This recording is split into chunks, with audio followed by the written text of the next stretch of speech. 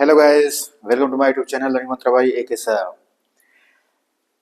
हम आज आप लोगों के सामने एक नए टॉपिक के साथ आए हुए हैं।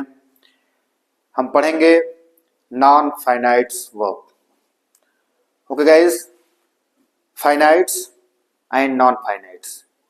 Then first of all we will also study about the non-finite verb, right? Because in the chapter of verbs we have discussed about the finite verbs, and today we will discuss about the non-finite verbs. Okay, first of all we will look the definition of non-finite verbs. A non-finite is not limited by the number and person of the subject. Non-finite is not limited by the number and person of the subject. Here always we have to remember one thing, that non-finite verbs are not governed by the number and person of the subject, and its opposite. It means that finite verb is just opposite non-finite verb, because finite verbs are governed by the number and persons of the subject, right? Now here कहने का मतलब कि non finite verbs ऐसी verbs हैं जिस पे subject के number person का कोई भी प्रभाव नहीं पड़ता है। जैसे अभी हम डिस्कस करेंगे एक एक करके। First of all here we will discuss the kinds of non finite verb. Okay, non finite verbs देखेंगे। There are three kinds of non finites. First infinitive, second gerund, third participle. One by one we will discuss about the types of non-finite verbs. Okay guys, come on, let's we discuss about first category, the infinitive, right? The infinitive, to plus first form of the verb. It means कि verb के first form के पहले यदि हम to का use करते हैं, that is called to infinitive, right? That is called infinitive, right? Infinitive का प्रयोग दो प्रकार से होता है। Here we will also look that infinitive का जो यूज होता है दो प्रकार से होता है। First without to, second with to. कहने का मतलब कि इन्फिनिटिव का प्रयोग जो है विदाउट टू भी यूज हो सकता है और विद टू भी यूज होता है। हम देखेंगे कि किस कंडीशन में इन्फिनिटिव जो है विदाउट टू होता है और किन किन कंडीशन में जो इन्फिनिटिव है वो विद टू होता है। तो हम देखेंगे रूल नंबर 1 को। मेक, पहले विदाउट टू को डिस्कस करेंगे। Make, bid, let, see, hear, watch. इनके बाद इन्फिनिटिव में टू नहीं लगता है, यानी कि इनके बाद जो इन्फिनिटिव यूज होता है उसके पहले टू का प्रयोग नहीं करते हैं। जैसे for example, he made me run. He made me run, वह मुझको दौड़ाया। अब यहाँ पे आप देख रहे हैं कि मेक का जो है ये सेकेंड फॉर्म है और यहाँ पे यूज हुआ है मेड, और यहाँ पे गाइस देख रहे हैं आप रन का यूज हुआ है, जो कि ये क्या है, विदाउट टू यूज हुआ है, जिसको हम इन्फिनिटिव का नाम भी दे सकते हैं। अब यहाँ पे टू रन का जो यूज होगा वो इनकरेक्ट यूज होगा। आई बेड हिम गो। अब यहाँ पे देख रहे हैं बेड, जो बेड का सेकंड फॉर्म में बेड यूज हुआ है। इसके बाद देख रहे हैं आप गो यूज हुआ है, ये भी जो है विदाउट टू है। टू गो का अगर यूज करेंगे तो भी आपका सेंटेंस इनकरेक्ट हो जाएगा। We saw him sing a song. अब यहाँ देखिए सा, सी का जो है सेकंड फॉर्म यूज हुआ है और इसके बाद देखिए यहाँ पे सिंग यूज हुआ है। यहाँ पे अगर आप टू सिंग यूज करेंगे, टू सिंग, तो ये भी सेंटेंस आपका इनकरेक्ट हो जाएगा। तो इस कंडीशन में हम देखेंगे कि अगर यह जो है वो आए हैं और इनके बाद जो है इन्फिनेटिव अगर आ रहा है तो इन्फिनेटिव टू का प्रयोग नहीं होता है, यानी कि इन्फिनेटिव के पहले टू का प्रयोग हम नहीं करते हैं। लेकिन यह क्रियाएं, एक चीज और भी ध्यान देंगे कि यह जो क्रियाएं हैं अगर ये पैसिव वॉइस में आती हैं तो पैसिव वॉइस में आने की कंडीशन में हम क्या करेंगे, इनके बाद हम, यानी कि इनके बाद जो वर्ब्स इन्फिनेटिव जो आएगा उसके पहले हम टू का यूज करेंगे। जैसे फॉर एग्जांपल अगर लिखे हैं हम कि he was made to run. अब यहां पे देख रहे हैं पैसिव वॉइस में है, ये जो यहाँ पे मेड आया है, देखिए उसके बाद जो है इन्फिनेटिव और उसके पहले टू का यूज हुआ है। उसी प्रकार से अगर हम देखें दूसरे सेंटेंस को कि द पेशेंट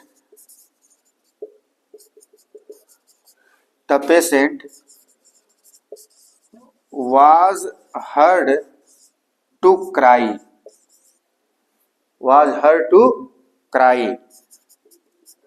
with pain। ठीक है, अब यहाँ पे आप देख रहे हैं कि यहाँ पे हियर देख रहे हैं, इसी का यहाँ पे थर्ड फॉर्म यूज हुआ है, और यहाँ पे आप देख रहे हैं कि जो इन्फिनेटिव है क्राई उसके पहले टू का यूज हुआ है। यानी कि ये क्रियाएं जब पैसिव वॉइस में आती हैं तो इनके पहले हम इन्फिनेटिव के पहले हम टू का प्रयोग करेंगे। ठीक है गाइस, इसका स्क्रीनशॉट आप लोग ले लेंगे। उसके बाद हम डिस्कस करेंगे अगले रूल के बारे में कि और किन किन कंडीशन में जो है हम इनका यूज इन्फिनेटिव पहले टू का यूज नहीं करेंगे। इन सारी चीजों को हम एक एक करके देखेंगे। ठीक है, तो रूल नंबर हम इसमें अगर सेकंड देखें, rule second, model axillary.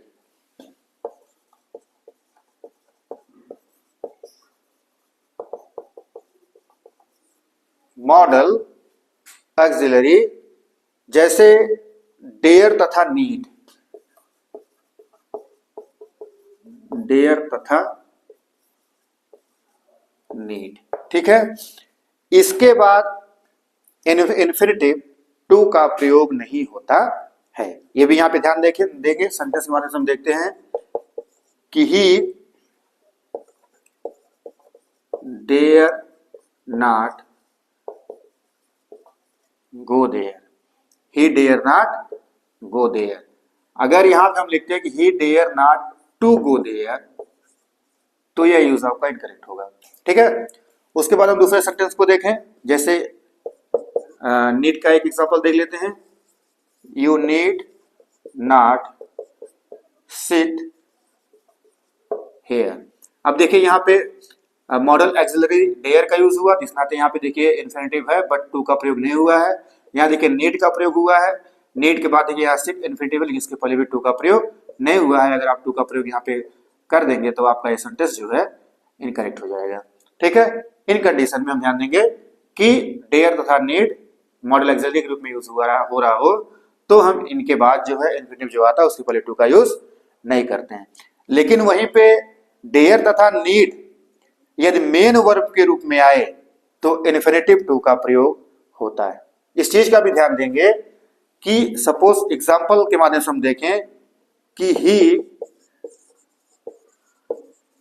Does not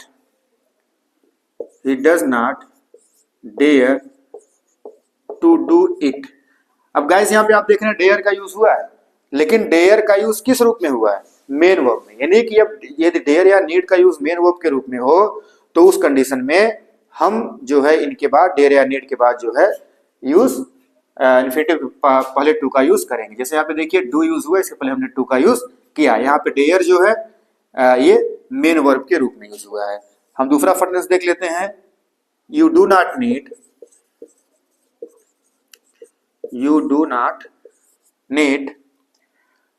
to गो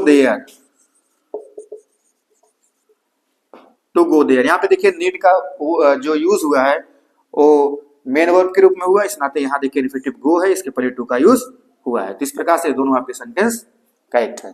कहने का मतलब कि मॉडल एक्सिलरी के रूप में अगर डेयर तथा नीड का यूज होगा उस कंडीशन में हम क्या करेंगे कि इन्फिनेटिव के पहले टू का प्रयोग नहीं करेंगे। बट यदि मेन वर्ब के रूप में डेयर या नीड का यूज हो रहा है उस कंडीशन में हम इसके बाद जब इन्फिनेटिव आएगा तो उसके पहले हम टू का यूज करेंगे। Okay, now we will discuss rule number 3। Rule number 3, rule number 3 कहता है कि जैसे कुछ मॉडल एक्सिलरी और हैं, जैसे हम कहें can, could, may, might, would, will भी लिख लेते हैं, विल, शैल, शुड, मस्ट के बाद इन्फिनेटिव टू नहीं आता। ये हमेशा ध्यान देंगे कि जैसे अगर हम सेंटेंस के माध्यम से देखें तो you can go and play, अब यहाँ पे गाइस हम देख रहे हैं कि सीधे सीधे ये जो आपके मॉडल एक्सिलरीज हैं इनके बाद जो है इन्फिनेटिव का यूज होगा तो उसके पहले टू नहीं आएगा। ठीक है, you can go and play. एक और सेंटेंस देख लेते हैं कि ही में कम टुमारो। अगर यहाँ आप कम को टू कम लिखेंगे तो यहाँ पे इनकरेक्ट हो जाएगा। चूंकि आपके विशेष करके जो कंपटीशन वाले एग्जाम होते हैं, कॉम्पिटिटिव एग्जाम में आपके इसी तरीके से एरर आता है कि ही में टू कम टुमारो। यहाँ पे इन ये जो एक्सिलरीज दी हुई हैं, इन एक्सिलरीज के बाद क्या करेगा कि वो सीधे सीधे आपका जो है टू लगा के दे देगा और कहेगा कि सेंटेंस को करेक्ट कीजिए। तो यहाँ पे इस चीज का ध्यान देना होता है कि अगर इस चीज का ध्यान नहीं देंगे तो सेंटेंस आपका इनकरेक्ट हो जाएगा। ठीक है, अब रूल नंबर 4 डिस्कस करते हैं। रूल नंबर 4, हैड बेटर तथा had rather. Had better,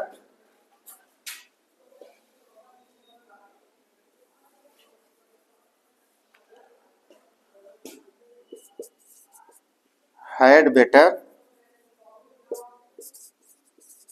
had rather और वुड रादर।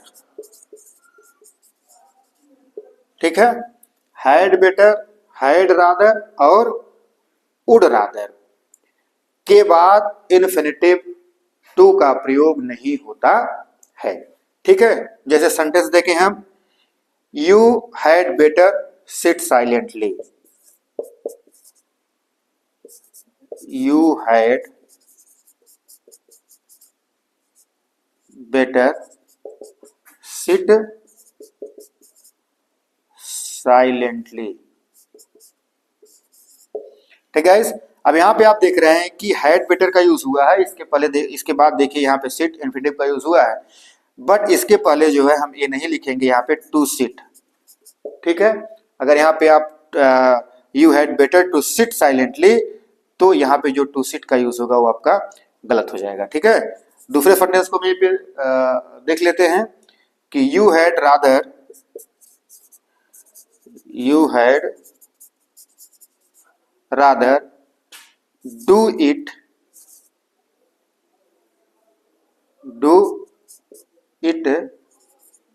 क्विकली,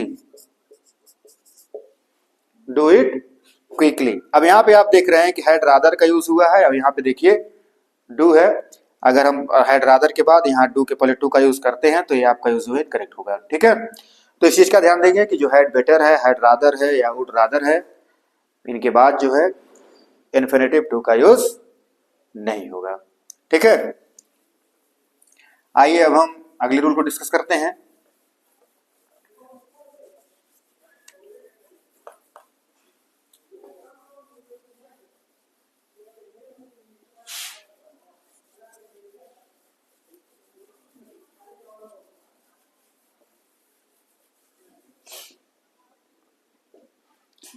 अगला rule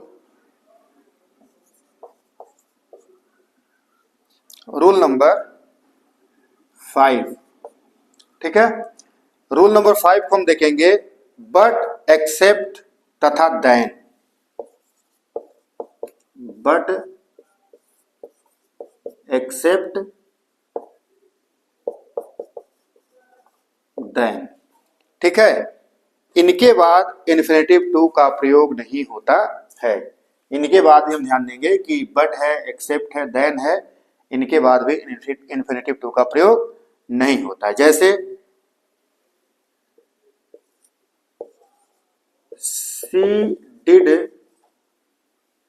she did nothing but weep. But weep, यहां पे देखिए बट का यूज हुआ है, इसके बाद देखिए यहाँ पे वीप है, यहाँ पे अगर टू वीप आप लिखते हैं तो यह आपका यूज इनकरेक्ट होगा, ठीक है। एक और सेंटेंस को देखते हैं, he did everything, he did everything except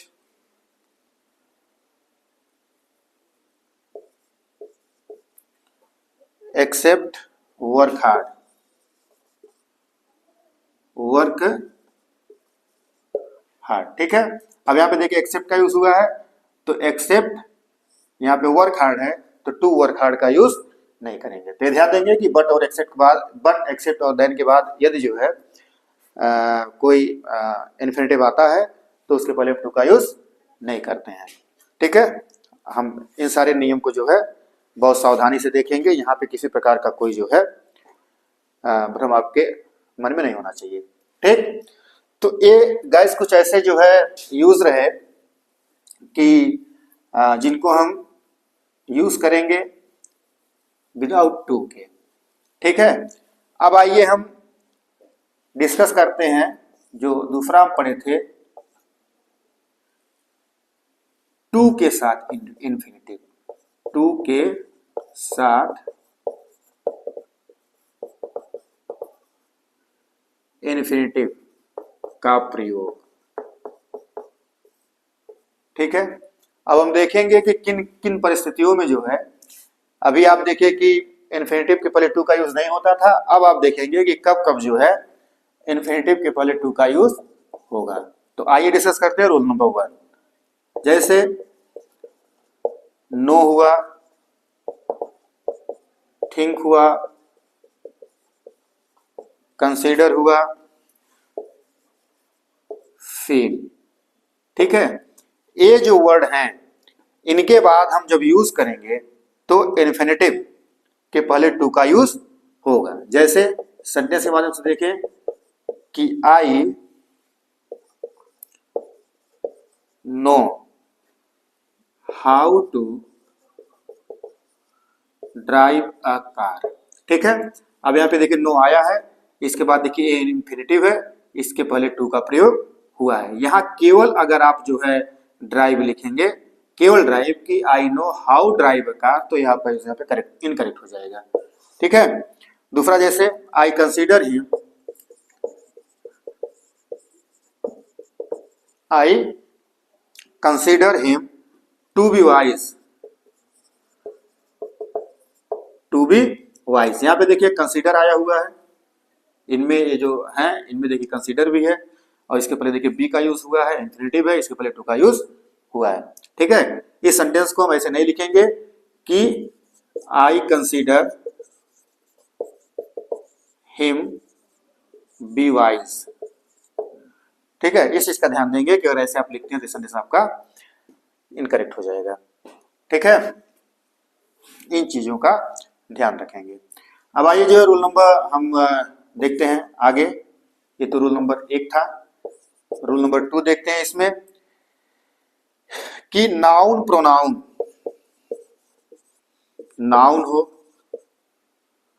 या प्रोनाउन, इसके बाद प्रोनाउन के बाद एडजेक्टिव के रूप में प्रयुक्त होने वाले इन्फिनिटिव से पहले, यानी कि नाउन या प्रोनाउन के बाद यदि इन्फिनिटिव का यूज जो है एडजेक्टिव के रूप में हो रहा हो, उस कंडीशन में हम इसके पहले टू का प्रयोग करेंगे। ठीक है, जैसे जैसे नाउन प्रोनाउन के बाद जो है क्या हो, टू इन्फिनिटिव, मतलब टू होगा प्लस इन्फिनिटिव तब होगा कि जब ये इन्फिनिटिव जो है किसका काम करेगा, एडजेक्टिव का। अगर यह एडजेक्टिव का काम कर रहा है तो जाहिर सी बात है कि इसके पहले हम इन्फिनिटिव टू का यूज करेंगे। जैसे give me some water, give me some water to drink, to drink. ठीक है, अब यहां पे देख रहे हैं वाटर, वाटर क्या है, नाउन है, राइट, वाटर नाउन है। अब राउट के वाटर नाउन है, इसके बाद देखिए जो है टू और इन्फिनिटिव का यूज हुआ है, और यह काम किसका कर रहा है, एडजेक्टिव का काम कर रहा है। क्यों, क्योंकि गिव मी सम वाटर, मुझे थोड़ा पानी दीजिए, किसके लिए, पीने के लिए। पानी कैसे दीजिए, पीने के लिए।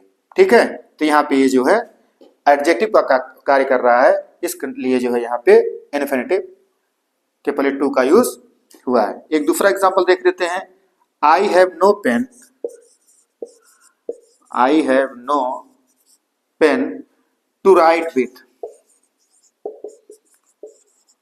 To write with. यहाँ पे भी देख रहे हैं कि जो है ये पेन है और ये नाउन है, नाउन के बाद देखिए यूज हुआ है जो कि एडजेक्टिव के रूप में यूज हुआ है, और इसके पहले टू का यूज यहाँ पे हुआ है। ठीक है, आगे हम डिस्कस करते हैं रूल थर्ड को, यानी कि रूल थर्ड में हम देखेंगे वर्ब हो, वर्ब के बाद उसी कंडीशन में टू इन्फिनिटिव आएगा,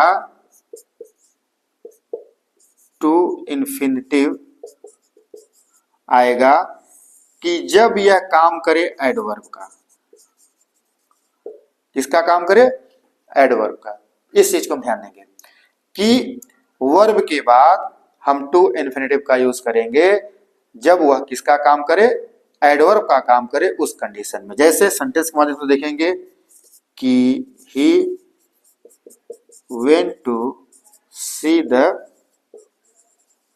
जू, यहां देखिए ये वर्ब है, ये वर्ब के बाद यूज आया है, ये काम कर रहा है एज ए एडवर्ब, क्योंकि ही वेंट, ही वेंट वह गया, टू सी द जू क्या देखने, जू देखने, चिड़ियाघर। ठीक है, अगला देख लो सेंटेंस यहीं पे, he goes to school to read. ठीक है, he goes to school to read, यहां पे देखिए यूज हुआ है और काम क्या कर रहा है, एडवर्ब का। ठीक है, यहाँ पे जो है इस रूल को हम ध्यान देंगे, इसका आप स्क्रीनशॉट ले सकते हैं कि यदि जो है वर्ब के बाद उसी कंडीशन में टू इन्फिनिटिव आएगा कि जब वह काम करेगा किसका, किसके रूप में प्रयुक्त हो, एडवर्ब के रूप में प्रयुक्त हो। ठीक है, इसको साथ साथ अगर आप लिखते भी चलेंगे, जो कि पेन और पेपर के साथ बैठेंगे तो ही जो है ये बेटर आपको समझ में आएगा। और अगर जहां चीजें नहीं समझ में आती हैं आप कमेंट बॉक्स में डाल देंगे, उसका आंसर जो है आपको अगले वीडियो में या तो वहीं पे दे दिया जाएगा। ठीक है, आइए अब हम देखते हैं रूल नंबर 4 को देखेंगे। ये रूल कहता है कि एडजेक्टिव के बाद जो है इन्फिनिटिव का यूज हो, उसके पहले टू उसी कंडीशन में आएगा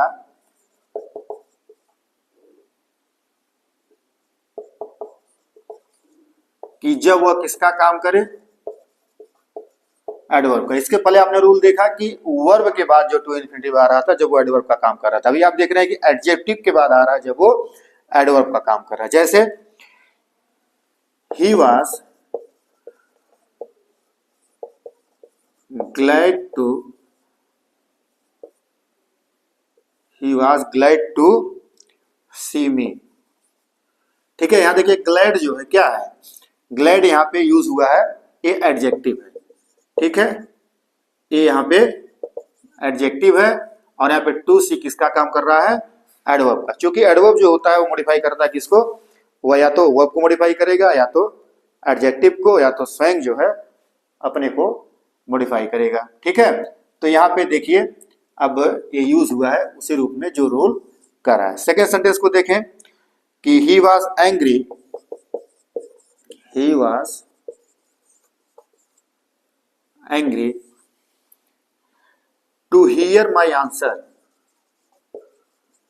टू हियर माई आंसर। अब यहाँ पे देखिए एंग्री जो है एडजेक्टिव है, यहाँ पे इन्फिनिटिव हियर है, इसके पहले टू का यूज हुआ है क्योंकि ये काम क्या कर रहा है, ये एडवर्ब के रूप में प्रयुक्त हुआ है और यह जो आपका ये क्या है, एडजेक्टिव है। ठीक है, और ये ध्यान देंगे कि कुछ ये ऐसे जो है एडजेक्टिव हैं कि जिनके साथ ही इस प्रकार के एडजेक्टिव का प्रयोग हम करते हैं। इसको नोट में आप लिख लीजिए कि कुछ ऐसे ही वर्ड हैं जैसे हैप्पी हुआ, ग्लैड हुआ, एस्टोनिस्ड हुआ, एस्टोनिस्ड,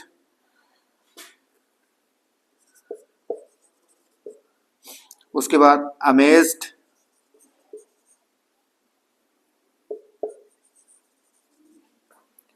सरप्राइज्ड,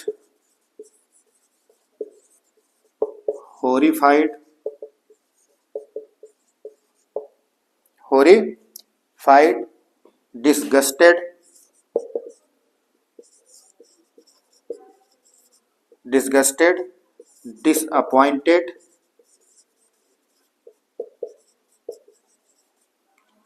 और सैड। ठीक है, इन्हीं ये ऐसे ही ये एडजेक्टिव हैं कि इनके साथ ही इस प्रकार से इन्फिनिटिव का यूज होगा, इसको आप लोग नोट डाउन कर लेंगे। ठीक है, अब रूल नंबर हम 5 को देखते हैं। यदि जो है टू का यूज हुआ हो, उसके बाद एडजेक्टिव हो, उसके बाद एडजेक्टिव हो या एडवर्ब हो, एडजेक्टिव या एडवर्ब हो, तब उसके बाद जो है जाके टू और इन्फिनिटिव का यूज हम करते हैं। यानी कि जो सेंटेंस का स्ट्रक्चर हो, टू का यूज हुआ हो, टू के बाद एडजेक्टिव या एडवर्ब हो, तो उसके बाद जो इन्फिनिटिव आएगा उसके पहले हम टू का यूज करते हैं। जैसे हम सेंटेंस के माध्यम से देखें कि he is too weak to run. अब यहाँ पे देखिए टू आया हुआ है और यहाँ पे एडजेक्टिव है और देखिए यहाँ पे इन्फिनिटिव, इसके पहले टू का यूज हुआ है।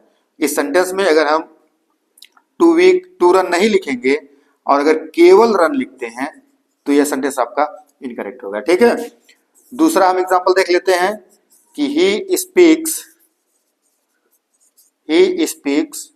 To fast, he speaks too fast to be followed. ठीक है, अब यहाँ पे देखिए फास्ट जो है वो एडवर्ब है और इसके बाद जो आया हुआ है ये बी इन्फिनिटिव है, इसके पहले टू का यूज हुआ है। तो इस प्रकार से आप देख रहे हैं कि अगर सेंटेंस का स्ट्रक्चर इस तरीके से भी हो, टू का यूज हुआ हो, उसके बाद टू के बाद एडजेक्टिव या एडवर्ब हो, उस कंडीशन में हम इन्फिनिटिव के पहले टू का यूज करते हैं। ठीक है, रूल नंबर 6 हम यहीं पे देखते हैं। रूल नंबर 6 कह रहा है कि यदि एडजेक्टिव का यूज हुआ हो या एडवर्ब का यूज हुआ हो, एडजेक्टिव हो या एडवर्ब हो, ठीक है, और उसके बाद एनफ का यूज हुआ हो। ठीक है, यानी कि एडजेक्टिव या एडवर्ब के बाद एनफ है तो जो है इन्फिनिटिव के पहले टू का यूज होता है। ठीक है, इस बात का सदैव ध्यान देंगे कि if after the adjective and adverb enough comes in the sentence, then you will use after the enough to infinitive, right? For example, he is strong enough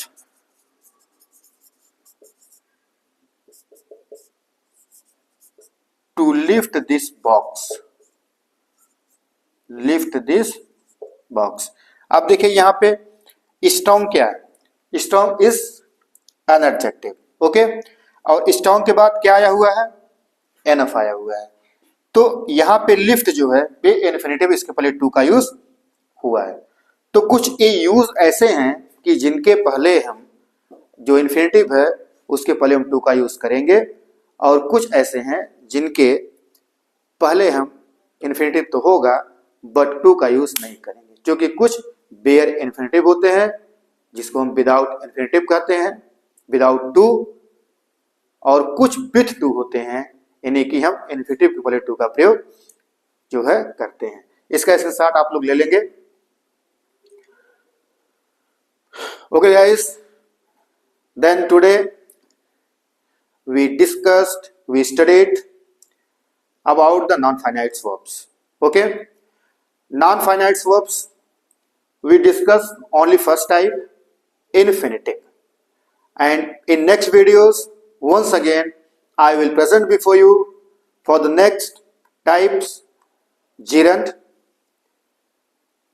और तब तक के लिए बहुत बहुत आपको धन्यवाद, और प्लीज इस हमारे यूट्यूब चैनल लर्निंग मंत्रा बाय ए के सर को लाइक शेयर एंड सब्सक्राइब करें। और thank you for watching this video.